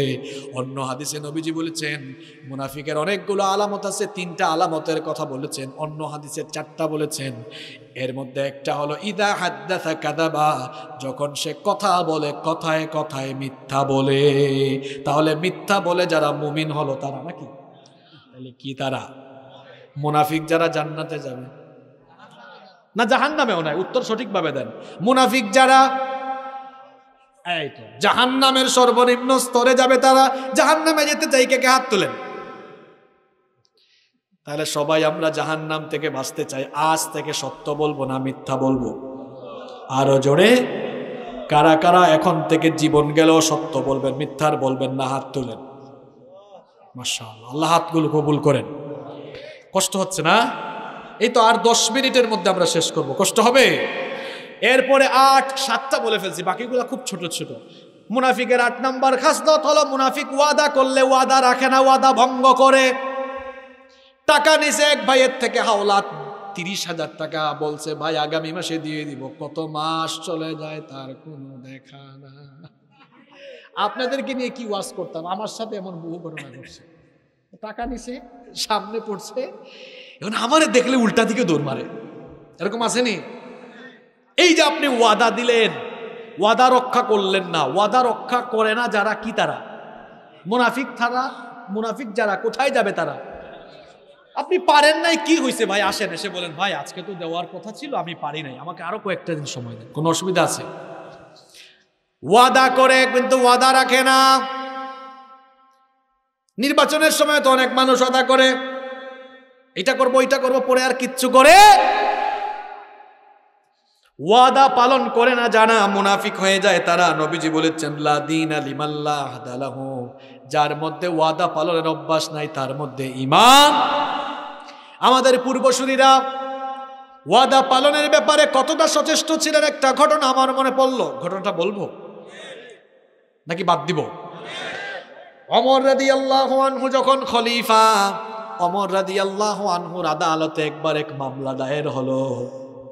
একজন যুবক এক লোককে হত্যা করলো। যেই লোককে হত্যা করলো তার দুই ছেলে এবার হত্যাকারী লোকটাকে ওমর রাদিয়াল্লাহু আনহুর আদালতে আনলো। ওমর রাদিয়াল্লাহু আনহু বললেন, কি ব্যাপার, তাকে আমার আদালতে এনেছো কেন? তারা বলল, এই লোকটা আমাদের পিতাকে হত্যা করেছে। ওমর রাদিয়াল্লাহু আনহু বললেন, কি ব্যাপার, তুমি তাদের পিতাকে হত্যা করেছো নাকি? বলল, আমিরুল মুমিনিন, আমি মুসাফির মানুষ, সফরের কারণে ক্লান্ত ছিলাম, গাছের ছায়ার নিচে বসে আশ্রয় নিচ্ছিলাম। আমি ঘুমন্ত অবস্থায় আমার উট কোথায় যেন চলে গেল। আমি আমার উট কি খুঁজতে খুঁজতে গিয়ে দেখলাম একটা জায়গায় আমার উট মারা গিয়েছে। সেখানে একজন লোককে পেলাম। বললাম, আমার উটটা কেমনে মারা গেছে আপনি জানেন নাকি? লোকটা বলল, আমার ক্ষেতের ভেতরে ঢুকেছিল, আমি পাথর নিক্ষেপ করেছিলাম, সে মারা গেছে। এই কথা শোনার পরে আমারও রাগ উঠলো। তর্কাতর্কির এক পর্যায়ে পাথর নিক্ষেপ করে আমি লোকটার মাথার দিকে মারলাম। হত্যা করার উদ্দেশ্যে মারি নাই, কিন্তু লোকটা মারা গিয়েছে। হ্যাঁ, আমি তাদের বাবাকে হত্যা করে ফেলেছি। আমিরুল মুমিনিন তখন বললেন, তুমি যেহেতু হত্যা করার পর নিজেই তুমি স্বীকার করেছো, আর সাক্ষীর দরকার নাই। এখন ইসলামে বিচার হলো, ইসলামে বিধান হলো কিসাস, হত্যার বদলে হত্যা। ওমর রাদিয়াল্লাহু আনহু রায় দিলেন, তোমাকেও একই কায়দায় তোমার উপরে কিসাসের বিধান কার্যকর হবে। বলো, মৃত্যুর আগে তোমার কি কোনো শেষ ইচ্ছা আছে নাকি? শুনতেছেন আপনারা? ওই লোকটা বলল, আমিরুল মুমিনিন, আমাকে মৃত্যুদণ্ড দিবেন, আমার কোনো আপত্তি নাই, কিন্তু আমাকে 3 দিন সময় দেন। জোরে বলেন, কয়দিন? বললেন, কেন কেন? বললেন, আমার কাছে কিছু মানুষের আমানত আছে, সেই আমানতগুলো আমার নিজের এলাকায় গিয়ে আমানতদারদের হাতে হাতে পৌঁছে দিতে হবে। সেগুলো পৌঁছে দিয়ে এখানে আপনার এখানে আসতে আমার 3 দিন সময় লাগবে। 3টা দিন সময় চাইছি। আমি ওয়াদা দিচ্ছি, আমানতকে আমানতদারের হাতে দিয়ে ওয়াদা মতো আমি চলে আসব। ওমর রাদিয়াল্লাহু আনহু বললেন, না, এভাবে তোমাকে ছাড়বো না। তবে হ্যাঁ, কেউ যদি তোমার জন্য জিম্মাদার হয় তাহলে আমি ছাড়বো। এবার কেউ তার জন্য জিম্মাদার হয় না। নবীজির একজন প্রিয় সাহাবী আবু যার গিফারি রাদিয়াল্লাহু আনহু, তিনি দাঁড়ালেন, দাঁড়িয়ে বললেন, আমিরুল মুমিনিন, এই ভাইয়ের জন্য আমি জিম্মাদার হয়ে যাব। আল্লাহু আকবার। পরিচিত না অপরিচিত? আরো জোরে বলেন। ওমর রাদিয়াল্লাহু আনহু বললেন, ভাই আবু যার গিফারি, আমি তোমাকে বড় মহব্বত করি, তুমি অত্যন্ত ঠান্ডা মেজাজি মানুষ, তুমি অত্যন্ত ভদ্র মানুষ। অপরিচিত একটা লোকের জন্য এভাবে জিম্মাদার হয় না। লোকটা যদি না আসে তাহলে মৃত্যুদণ্ডের বিধান কিন্তু উল্টা তোমার উপরে কার্যকর হয়ে। আবু যার গিফারি রাদিয়াল্লাহু আনহু বললেন, আমিরুল মুমিনিন, বুঝে শুনে সিদ্ধান্ত নিয়েছি। ওমর রাদিয়াল্লাহু আনহু ওই মুসাফিরকে বললেন, ঠিক আছে, যাও। 1 দিন চলে গেল, আসলো না। 2 দিন চলে গেল, তাও ফিরল না। 3 নম্বর দিনে গোটা মদিনায় আলোচনা চলছে, হায় রে হায়, আবু যার গিফারির মতো একজন ভদ্র মানুষ অপরিচিত একটা লোকের জন্য কি কারণে জিম্মাদার হলো? আজ যদি যথাসময়ে এসে না আসে তাহলে তো তার উপরে মৃত্যুদণ্ড কার্যকর হয়ে যাবে। গোটা মদিনায় উত্তপ্ত অবস্থা, সবাই এই কথাবার্তা বলছিল, এই বিষয়টি নিয়ে আলাপ আলোচনা করছিল। আস্তে আস্তে জোহর হলো, আসলো না। আসর হলো, আসলো না। সূর্য অস্ত হয়ে যাবে, দিনটা শেষ হয়ে যাবে। ওমর রাদিয়াল্লাহু আনহু সহ মদিনার সব মানুষ জমায়েত হয়ে গেল। আবু যার গিফারি রাদিয়াল্লাহু আনহু সেই জমায়েতে হাজির হয়ে গেলেন। ওমর রাদিয়াল্লাহু আনহু বললেন, যেহেতু কিছুক্ষণ পর সূর্যাস্ত হবে, লোকটা আসতেছে না, দূরেও তো দেখা যাচ্ছে না, আসার কোনো আলামত পাচ্ছি না, সুতরাং আবু যার গিফারিকে মৃত্যুদণ্ডের জন্য প্রস্তুত করো। আবু যার গিফারি রাদিয়াল্লাহু আনহুকে মৃত্যুদণ্ডের জন্য যখন প্রস্তুত করা হলো, সূর্য ডুবে ডুবে যাচ্ছে। ঠিক এমন সময় দেখা গেল মরুভূমিতে দ্রুত গতিতে ঘোড়া চালিয়ে কে জানি আসতেছে। ওমর রাদিয়াল্লাহু আনহু বললেন, একটু থামো, কে জানি মরুভূমির ধুলা উড়িয়ে আসতেছে, দেখি ওই যুবকটা ফিরল নাকি। দেখা গেল সত্যি সত্যি সূর্যাস্তের সময় যুবক এসে হাজির হলো। ওমর রাদিয়াল্লাহু আনহু যুবককে বললেন, এ যুবক, নিশ্চিত জানো তোমার মৃত্যু হবে, মৃত্যুর কথা জেনে কি কারণে তুমি এখানে চলে আসলে? সে তখন বলল, আমিরুল মুমিনিন, আমি ওয়াদা দিয়েছিলাম আমি আসব, আমি জানতাম না আসলে মৃত্যু থেকে আমি রেহাই পারো, কিন্তু একদিন তো আমাকে মরা লাগবে। এই যে আপনার সাথে ওয়াদা করলাম, এতগুলো মুসলমানের সামনে ওয়াদা করলাম, ওয়াদা মোতাবেক যদি না আসতাম, দুনিয়ার এই সামান্য হায়াতের জন্য ওয়াদা পালন না করার কারণে আমি মুনাফিক হতাম, মুনাফিক হয়ে মরলে জাহান্নামে যেতাম। আমিরুল মুমিনিন মুনাফিক হতে চাই না, মৃত্যুকে কখনো ঈমানদার ভয় পায় না। আমার উপরে শরীয়তের এই হদ কায়েম হলেও আমি এতে আফসোস করব না, কিন্তু দুনিয়া থেকে ঈমানদার হয়ে আল্লাহর সামনে দাঁড়াবো, মুনাফিক হয়ে আল্লাহর সামনে যাব না। এবার ওমর রাদিয়াল্লাহু আনহু আবু যার গিফারিকে ডাকলেন, বললেন, আবু যার গিফারি, অপরিচিত মানুষ, তার জন্য কেন তুমি জিম্মাদার হয়ে গেলে? এত বিশ্বাসটাকে কেমনে করলে? আবু যার গিফারি রাদিয়াল্লাহু আনহু তখন বললেন, আমাদের এক মুসলমান ভাই বিপদে পড়েছে, কেউ তাকে যদি সাহায্যের জন্য এগিয়ে না আসে, তাহলে কাফেররা, ইসলাম বিরোধীরা বলা বলি করবে মুসলমানরা এত খারাপ, তাদের এক ভাই বিপদে পড়লে আরেক ভাই এগিয়ে আসে না। ইসলাম আর মুসলমানদের বিরুদ্ধে এমন তকমা, এমন কথা যেন কেউ বলতে না পারে। আমি আমার ভাইয়ের সাহায্যকারী হয়ে সেই সময় আবির্ভূত হয়েছি। আর আমাদের অভ্যাস, আমাদের ভাইরা কত নিপীড়িত হয়, আমরা মুখের মধ্যে তালা লাগাইয়া বসে আছি। আমাদের পূর্বসূরি থেকে শিখতে হবে। তিনি বলছেন, অপরিচিত হতে পারে, রক্ত পরিচয়ের চাইতে মুসলমানদের ভ্রাতৃত্বের পরিচয়টা অনেক বড়। আফ্রিকার একজন কালো মুসলমান, সে আফ্রিকায় তার বাড়ি, সে আমার ভাই, সে আমার কি? আল মুসলিমুনা কাল জাসাদিল ওয়াহিদ, মুসলমানরা হচ্ছে একটা দেহের ন্যায়, একই দেহের ন্যায়। দেহের কোনো অংশে যেমন আঘাত পাইলে পুরা শরীরে ব্যথা অনুভূত হয়, ঠিক তেমনি আমার ভাই কাশ্মীরে, ফিলিস্তিনে নির্যাতিত হলে বাংলাদেশ থেকে ব্যথায় আমার অন্তর কেঁদে উঠে। এটা মুসলমান। আবু যার গিফারি বললেন, আমার ভাই বিপদে বলেছে, অপরিচিত হোক সে আমার ভাই, আমি এগিয়ে এসেছি। যখন এবার যুবককে মৃত্যুদণ্ড দেওয়ার জন্য নেওয়া হচ্ছে, ওই দুই ছেলে বলল, আমিরুল মুমিনিন থামেন, তারে মৃত্যুদণ্ড দেওয়ার দরকার নাই, তারে ছাইরা দেন, আমরা মাফ করে দিলাম। সুবহানাল্লাহ, বাড়িতে গিয়ে বলেন আপনারা, ওই পেছনের এরা শুনতেছে না, ঘুমাইতেছে, কি মজার কিচ্ছা চলে যাচ্ছে। এরা বলতেছে, আমিরুল মুমিনিন তারে ছাইরা দেন, মাফ করে দিলাম আমরা। সুবহানাল্লাহ। আরে ওমর রাদিয়াল্লাহু আনহু তো আদালতে বসে আরো অবাক, কারবারটা হচ্ছে কি? বললেন, কি ব্যাপার, আগে মাফ করলা না, 3 নম্বর দিন এসে মাফ করে দিচ্ছ কেন? কয় কি জানেন, কয় আমার ভাই ওয়াদা রক্ষার জন্য চলে আসছে, আর আমার আরেক ভাই নিশ্চিত মৃত্যুদণ্ড জেনেও নিজের জীবনের বিনিময়ে তার ভাইয়ের সাহায্যকারী হয়েছে।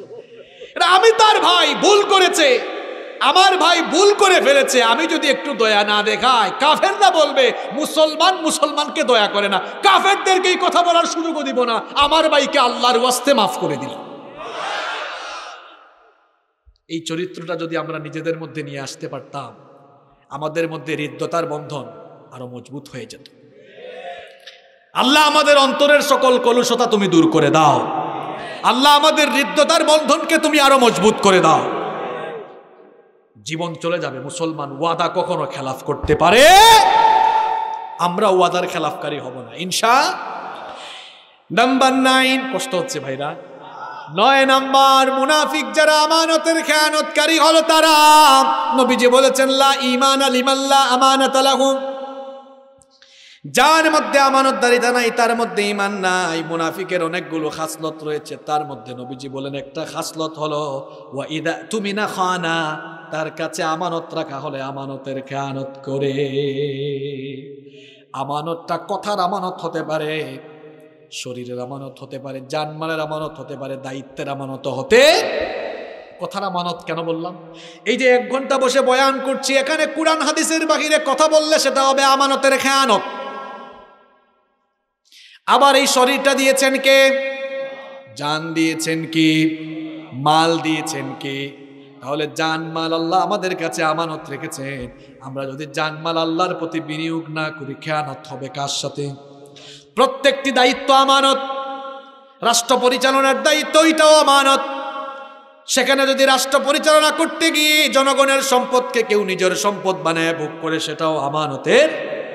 নবীজি বলেছেন আখিরি জামানায় আমার উম্মত এত খারাপ হবে, খারাপের কারণে তাদের উপরে মাঝে মাঝে এমন গজব আসবে, জালজালা হবে, বেশি বেশি ভূমিকম্প হবে। নবীজি বলেছেন খাসফান ওয়া মাসখান।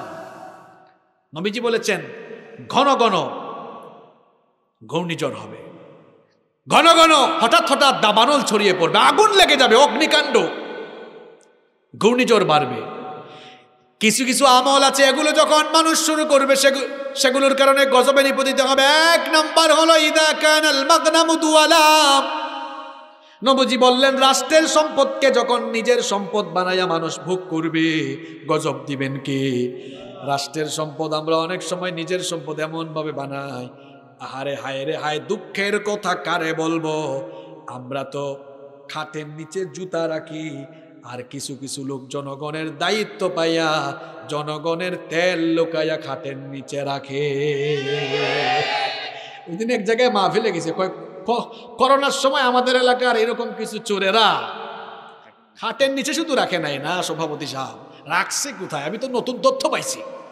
কয় হুজুর পানির ট্যাঙ্কি সাফ করে ফেলছে, পানি নামাইয়া পানির ট্যাঙ্কিতে তেল ভরছে। কি জাতের শেষরা চোর! এই যে দুর্ভিক্ষ আসতেছে, মাননীয় প্রধানমন্ত্রী বারবার বলেছেন যে এখন সবাই একটু সচেতন হন, সরকারি কর্মকর্তাদেরকেও বলেছেন। এই যে ডিবিসি নিউজ, ইন্ডিপেন্ডেন্ট চ্যানেল, সময় টিভি, এগুলোতে দেখলাম তারা রিপোর্ট করছে। কে রিপোর্ট করছে? যে সরকারি অফিসের কর্মকর্তারা সরকারি গাড়ি পাইছেন, গাড়ি পাইয়া সরকারি কাজে না, তাদের ছেলে মেয়ে পুলা মাইয়াদেরকে স্কুলে দেয়, তারা বাজার করে। তাহলে রাষ্ট্রের সম্পদের এটা অপব্যবহার হলো না? এটা কি আমানতের খেয়ানত হলো না? আমানতের খেয়ানত।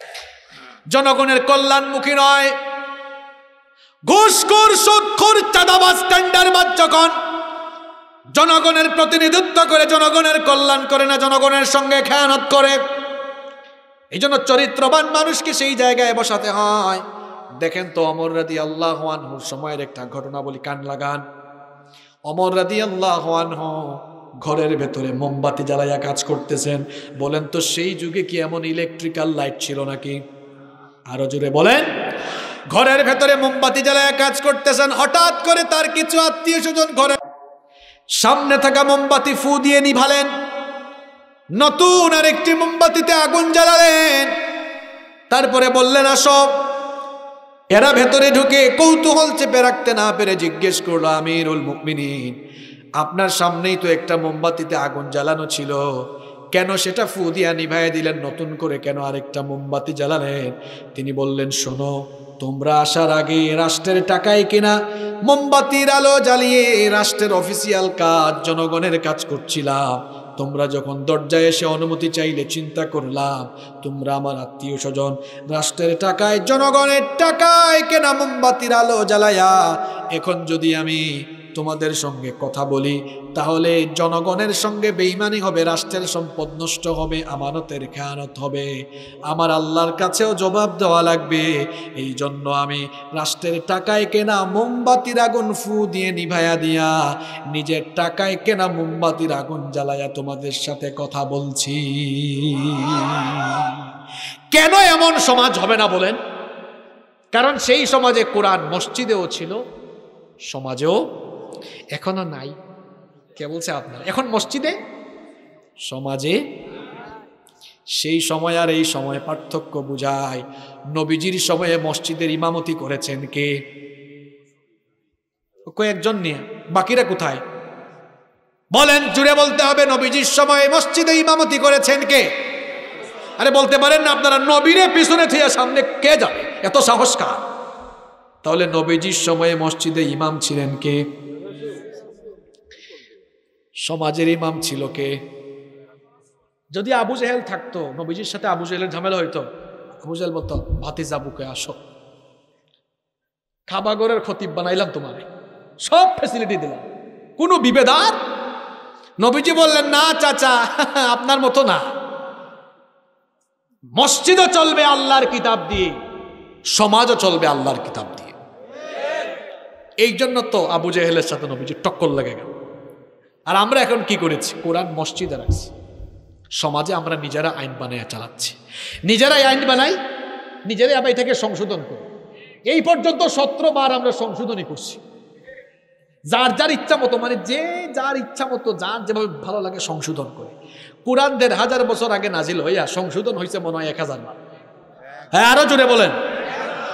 1500 বছরে সংশোধন হইল না একবার, আর আমরা 50 বছরে সংশোধন করছি কয়বার?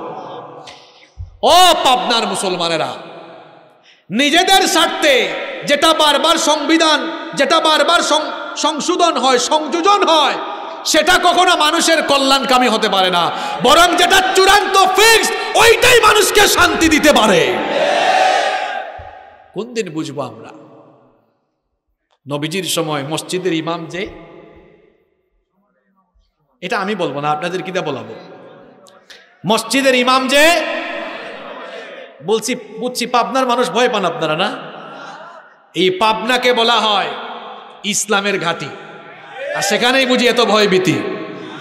এই পাবনার মুসলমানরা তো বদরি চেতনায় উজ্জীবিত, পাবনার মুসলমানরা তো সাহাবীদের ঈমান দীপ্ত চেতনায় উজ্জীবিত মানুষ। নবীজির সময়ে নবীজি ইমাম মসজিদে, সমাজেও বুঝা শুনা বলবেন। আবু বকরের সময় ইমামকে, মানে গ্র্যান্ড মসজিদের ইমাম, মানে প্রধান মসজিদের ইমামকে, আর মদিনার দায়িত্ব আবু বকর তিনি আরেকজনে দিয়া থইছেন, যা আপনি চালান, আরো আসতে বলেন। ওমর রাদিয়াল্লাহু আনহু তিনি যে বেটা অন্য করেই দায়িত্ব দিবে, বুঝি না? হ্যাঁ, যেখানে এক লোক এসে বলছে আল্লাহর রাসূল বিচার করছে, পছন্দ নেই, আপনার কাছে আসছে, বলছে ঠিক আছে দাঁড়াও, আমি খুব সুন্দর বিচার করতে জানি। ঘরের মধ্যে গিয়া তরবারি আনে, তরবারি আনার পরে তার গর্দান থেকে মাথা আলাদা করে দিয়েছে। রাসূলুল্লাহর বিচার যে মানে না, তার দুনিয়াতে থাকার কোনো অধিকার নাই। সেই ওমরের সময় কারবারটা কি হয়েছে জানেন? ইসলাম মদিনায় থাকে নাই, অর্ধ পৃথিবীতে ইসলাম ছড়িয়ে গিয়েছে। এবার অর্ধ পৃথিবীর প্রেসিডেন্টকে, গ্র্যান্ড মসজিদের ইমামকে, ওসমান রাদিয়াল্লাহু আনহুর সময় মসজিদের ইমামকে, আর গোটা খেলাফতের ইমামকে, আরো আসতে বলেন, আলী রাদিয়াল্লাহু আনহুর সময় ইমামকে, সমাজের ইমামকে। এখন আমি মসজিদের ইমাম আর আপনি সমাজের ইমাম, এখন এটা চলছে। এটা চলার কারণে মসজিদে ঠিকই আল্লাহওয়ালা লোক আছে, কিন্তু সমাজে বেশিরভাগ ক্ষেত্রেই চোর বাটপাররা সমাজ পরিচালনার দায়িত্ব পেয়ে গিয়েছে। এজন্য পরিবর্তন আসতেছে না। মসজিদে আমরা যেমন যোগ্য ইমাম রাখি, তেলাওয়াত শুদ্ধ হইতে হবে, কামিল পাশ হইতে হবে, অথবা আরবি ইসলামিক স্টাডিজ, কুরআন হাদিস, দাওয়া ইত্যাদি বিষয়ে মাস্টার ডিগ্রি পাশ হইতে হবে, অথবা দৌড়ায় হাদিস হইতে হবে, হুজুরের বউ পর্দায় থাকতে। এইরকম একজন আল্লাহওয়ালা মানুষকে আমরা যেমন মসজিদের ইমাম বানাই, ইমাম বানাইলে নামাজ পড়তে শান্তি লাগে, ভালো লাগে, ঠিক তেমনি নামাজি, আল্লাহওয়ালা, তাকওয়াবান, চরিত্রবান লোকদেরকে যখন আমরা সমাজের দায়িত্বে বসিয়ে দিব, এই সমাজে আল্লাহর রহমত আর বরকত নাজিল হতে থাকবে। নইলে শান্তির স্লোগান দিতে থাকবো, শান্তি আমরা কোনোদিনও পাবো।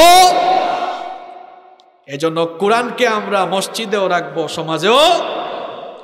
নাকি মসজিদে আইসা নামাজ পড়বেন ঠিক, এরপরে আব্রাহাম লিঙ্কনের দিকে যাবেন, লেনিনের দিকে যাবেন?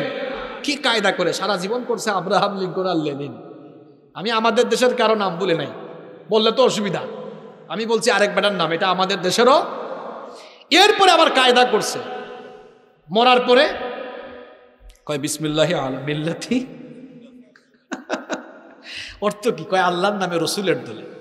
সারা জীবন করছে আব্রাহাম লিঙ্কনের দল, লেনিনের দল, মরার পরে উঠতে চায় কার দলে? আরো জুড়ে বলেন। সারা জীবন রসুলের দলে যায় নাই। রসুলের দলের আদর্শ কি? রসুলের দলের আদর্শ কি? সারা জীবন কুরআন বিরোধীদেরকে ধরে ধরে পিটাইছে, মরার পরে আবার রসুলের দলে কায়দা করে উঠতে চায়। রসুল বুঝি ঠেকছেন যে তোমার জীবন যৌবন রসুলের কাজে লাগে না, এখন মরালা আসিটাই না, রসুল কি করবেন? আল্লাহ আমাদেরকে হেদায়াত দেন। তাহলে আমানতের খেয়ানতকারী হয় যারা, মুনাফিক হয়, 10 নাম্বার গেল, 9 নাম্বার গেল, 10 নাম্বার হচ্ছে মুনাফিকগুলো কোরআনের আইনের বিরোধী হয়। তারা সব মানলেও কোরআনের আইন সমাজে কায়েম হোক এটা তারা চায়। আল্লাহ কোরআনে বলেছেন সূরা নিসা 61 নম্বর আয়াত, ওয়া ইযা কিলা লাহুম তাআলাউ ইলা মা আনজালাল্লাহু ওয়া ইলার রাসূলি রাআইতাল মুনাফিকিনা ইয়াসুদ্দুনা আনকা সুদুদা। আল্লাহ তাআলা বলছেন, আর যখন তাদেরকে বলা হয় আল্লাহ আর তার রাসূলের বিধানের দিকে ফিরে আসো, এখানেই শান্তি, এখানেই নিরাপত্তা, ও নবী আপনি দেখবেন রাআইতাল মুনাফিকিনা ইয়াসুদ্দুনা আনকা সুদুদা, মুনাফিকরা পাশ কাটিয়ে চলে যায়। তারা কোরআনের আইনকে বর্বর আইন মনে করে কোরআনের আইন কায়েম হোক এটা তারা চায় না। কারণ কোরআনের আইন কায়েম হলে তারা চুরি করতে পারবে, কারণ তাদের আইনে চুরি করে জেলখানায় গেলেও জামিন নিয়ে বের হওয়ার সুযোগ আছে। আর ইসলামের আইনে চুরি করলেই হাত কাটার বিধান। এই জন্য চোর কখনো চাইবে না সমাজে আল্লাহর কোরআনের আইন কায়েম হোক, ধর্ষণকারী কখনো চাইবে না সমাজে কোরআনের বিধান কায়েম হোক। তারা সব সময় চাইবে তাদের আইন থাকুক, কারণ ইসলামে ধর্ষকের বিচার হলো মৃত্যুদণ্ড। যদি সমাজে কোরআনের আইন থাকতো, চোর ডাকাত এত বেশি সমাজে থাকতো। দেখি একটা বিচার কোরআন দিয়ে করে দেখুন তো, একটু সবার সামনে চোরের হাত কাটেন, যতগুলা চোর আছে এই বিচার দেখে একদম সাইজ। একটা ধর্ষকের বিচার কোরআন দিয়ে করে দেখেন, সবগুলা লুচ্চা বদমাশ সাইজ হয়ে যাবে।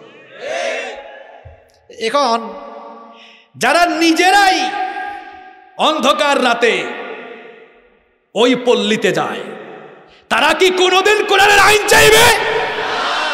যারা নিজেরাই দেশের হাজার হাজার কোটি টাকা চুরি করে পাচার করে বিদেশে পাঠায়, তারা কি কখনো কোরআনের আইন চাইবে?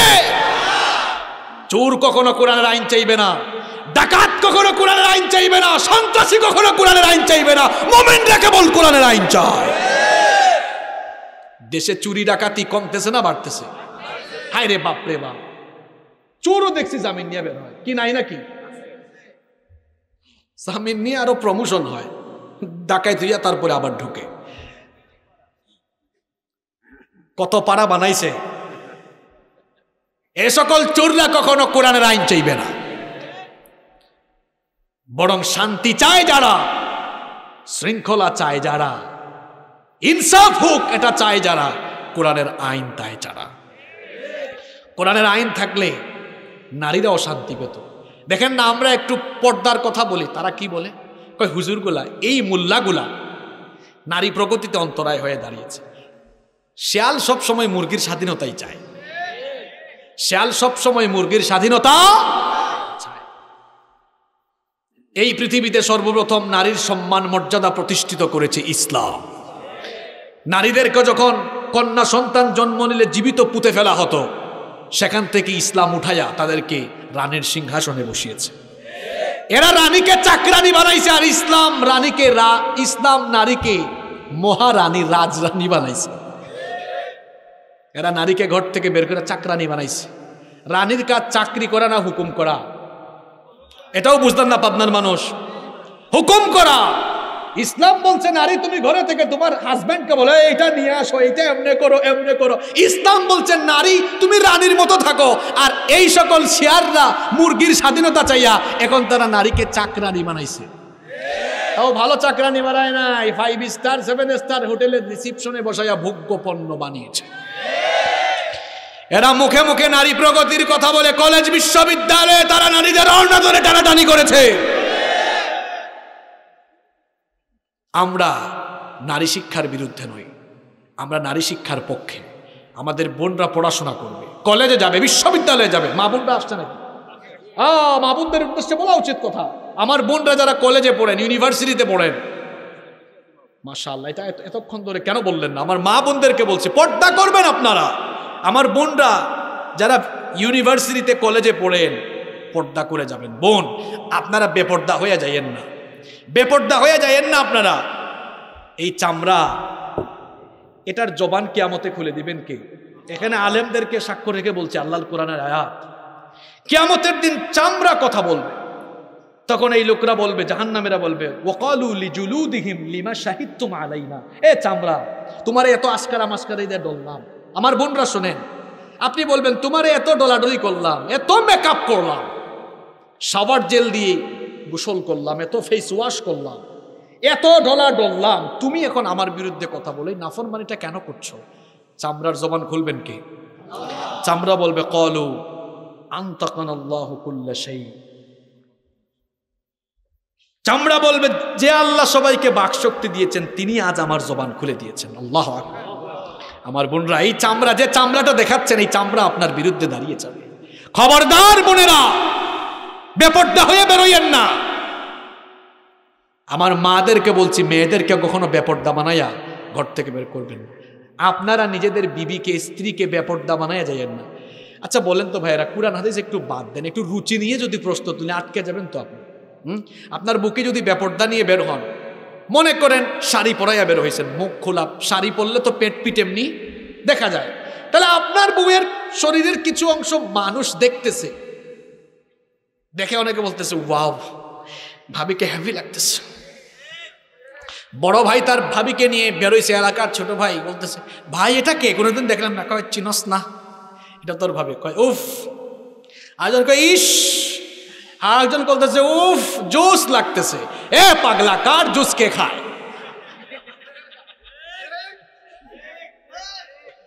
আপনাদেরকে হাসানোর জন্য বলি নাই। আপনার বউয়ের চামড়া মানুষ দেখে এরকম কমেন্ট করে, আপনার তো রুচিতে সমস্যা আছে মিয়া। আপনি রুচিশীল মানুষ নন। আপনি রেস্টুরেন্টে খেতে গিয়েছেন, ওই খাবারের মধ্যে ময়লা পড়েছে, পোকা পড়েছে, আপনি খাবেন?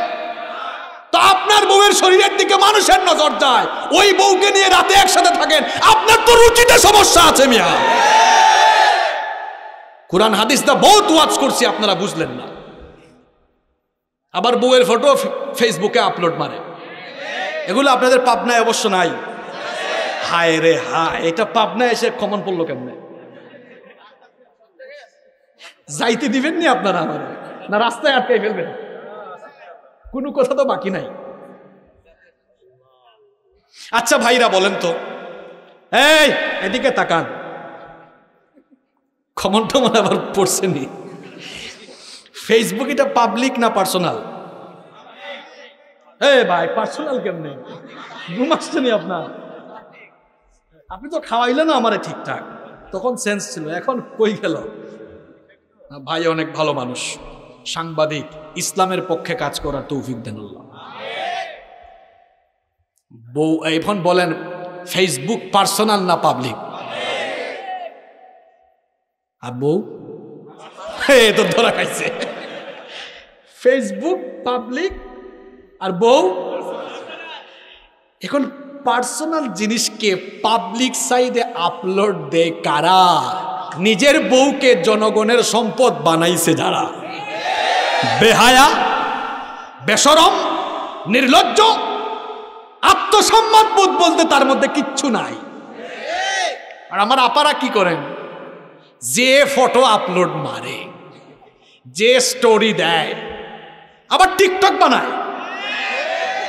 আরে বাপ রে বাপ। আমার বোনদেরকে বলবো খবরদার, নিজের এই চেহারা একমাত্র স্বামীর জন্য। কার জন্য? কিছু মহিলা আছে দেখবেন, যেহেতু আপারা আসছেন তাদের উদ্দেশ্যে বলি, কোথাও বের হবেন, বিয়ে শাদী খাইবেন বা কারো বাড়িতে যাবেন, ওরে বাপ রে বাপ, সাজগুজ করতে 2 ঘন্টা। যে মহিলা ঘর থেকে কোথাও বেরোইতে 2 ঘন্টা সাজগুজ করে, বুঝবেন সে পরপুরুষকে আকৃষ্ট করার জন্য নিজেকে তৈরি করে। আপনি ঘর থেকে বের হবেন, জাস্ট বোরখা পরবেন, 5 মিনিট লাগার কথা। হয়তো ফ্রেশ হচ্ছেন, বোরখা লাগবেন, এত কিছু করার কি দরকার? বোরখা একটা পরবেন, নিকাব লাগাবেন, আপনার বিউটি, আপনার সৌন্দর্য সব হাজবেন্ডের জন্য। 3 ঘন্টা সাজবেন, হাজবেন্ড বাড়িতে আসার আগে একদম দরজা লাগাইয়া সাজগুজ করে নিজেকে তৈরি করে রাখেন, আমার হাজবেন্ড আসলে আমার সবকিছু আমার হাজবেন্ডের জন্য উজাড় করব। সাজগুজ করবেন আপনি আপনার স্বামীর জন্য, পরপুরুষের জন্য নয়। আর কিছু কিছু মহিলা আছে পরপুরুষের সামনে সাজগুজ করে গেলে, তারপরে যদি পরপুরুষ বা ছেলেরা যদি বলে, মানে কমেন্ট যদি করেছে, যে খুশি ভাবি যে সুন্দর লাগতেছে, কই থ্যাংক ইউ থ্যাংক ইউ। ওফ ভাবি যা লাগতেছে, কি যে বলো। আছে? কি যে বলো।